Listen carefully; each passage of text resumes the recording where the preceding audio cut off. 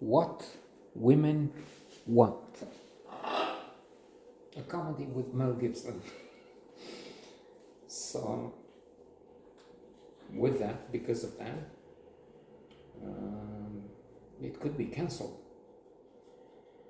There might not be a need because it's not as if it will make a comeback anytime soon. It will be rediscovered and then hit the charts, become a widely watched old film, old as not as in 100 years old. Birth of a Nation. No, just 4 decades. No, I'm kidding. It's not 4 decades. It's not, probably not even 2 decades old. Well, Gibson used to be a very talented, but that he still is, liked, successful actor and filmmaker, director. Apocalypto was a cultural shock, something fabulous. Then The Passion of Christ, well, controversial, a bit too much for poor Jesus.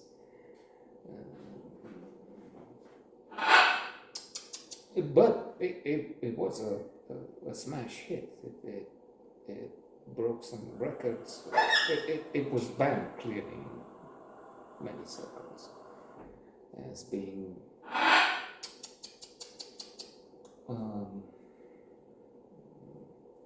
I don't know if blasphemous, but not by the book. I think I've read that Mel Gibson is actually Catholic. Well, off the set, he has been obnoxious. He has been also the target of many jokes because he had those incidents. The terminal stopped when drunk and started saying anti-Semitic things, and then spat turned into a fight and verbal violence with a, maybe worse, with a girlfriend, which I guess means he was divorced or having an affair. He had 9 children, many anyway. So there is that now influencing. Again, we have the old problem. It's detailed in Intellectuals by Paul Johnson, a capital book, where the author looks at Leo Tolstoy, Jean-Jacques Rousseau, Henry Gibson, Ernest Hemingway, and others, and how unlikable, to use an euphemism, they could be. So what do? You take that into account and then reject the masterpieces, or you ignore the human and then just think of the creator and enjoy the book, film, music.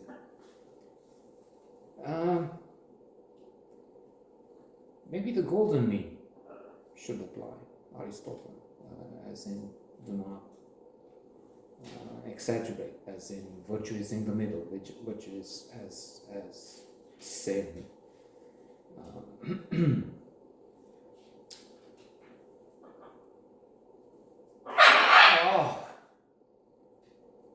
Has evil or mistakes on both sides.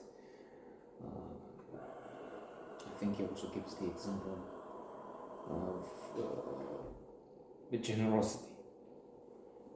So you can't be a miser, selfish bastard. You don't want to give anything, keep it over. So. But also at the other extreme, you can't just give everything. I mean, call somebody from take this, take everything, because then you would leave your family on the streets. So,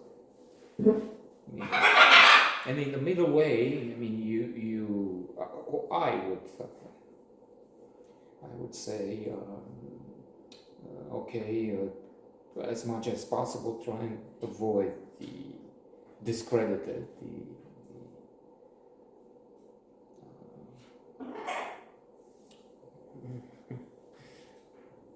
the ones that have been really obnoxious, and then keep watching some movies and reading some books of those who Tolstoy, who wrote masterpieces, made masterpieces. Coming back to what women want. The character Mel Gibson plays starts hearing what women want. That's what happens on one level. We could, if we find merit here, we could say, okay, maybe there's also a metaphor, there's some symbolism in there, as in we have to listen better, and then we hear, not like the fellow in the film who hears and then he gets overwhelmed, he goes to seek help. I mean, this has to start like that. But why? Such a wonderful opportunity here. The doctor says, Bette Midler, I think it was. So it depends. The old sayings have to be used here again. The mind is its own place. It can make heaven out of hell and hell out of heaven. It's not what happens, it's what you make of what happens. Stoics would say, oh, Hamlet. There is nothing either good or bad, but thinking makes it so. So, in other words,